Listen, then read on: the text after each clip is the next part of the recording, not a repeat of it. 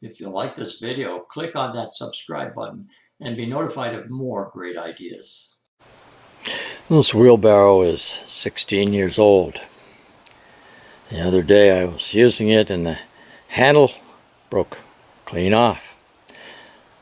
So I went out and got myself some 2x2 cedar, comes in a 10-foot length, and cut it in half, and I replaced both handles.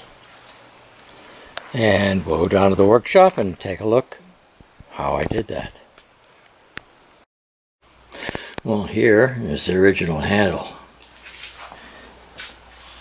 and it broke off. There's the other part right there. It just rotted out and totally broke off as I was moving dirt. In the vise, I have an old piece of 2x2 cedar. It's been sitting around outside. It's gotten grayed by the sun. Here's our handle that broke. Put that on here like that, and kind of just marked roughly where the round part came to. Now this round part doesn't necessarily have to be totally round, which is good for us because it's easier to make something this way.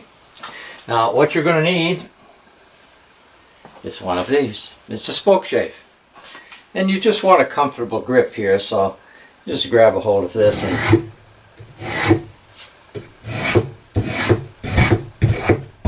pretty soon you can get it shaped up nicely. You have to turn it around a little bit in the vise. But notice how fast this is going.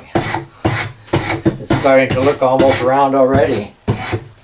And that it's fairly comfortable to hold. All we need to do is flip that around and do the other two corners, and we'll have a handle.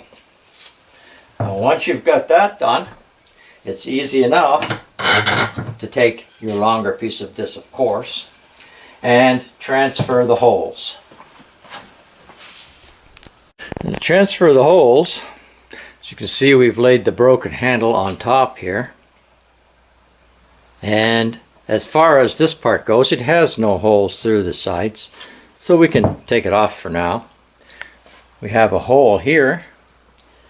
We have 2 holes here and 2 holes there. So all you need to do is line them up, put the appropriate size drill through here, and just mark where those 2 holes go. And then flipping this whole thing the other way around and bringing it on top. Make sure the end is lined up here, and similarly put an appropriate sized drill bit through these and just mark where they go and where this goes and where that goes. And taking that off, now you'd be able to drill through where all your holes go. There won't be any measuring to do. Very simple. And you can make 2 of them in the same manner.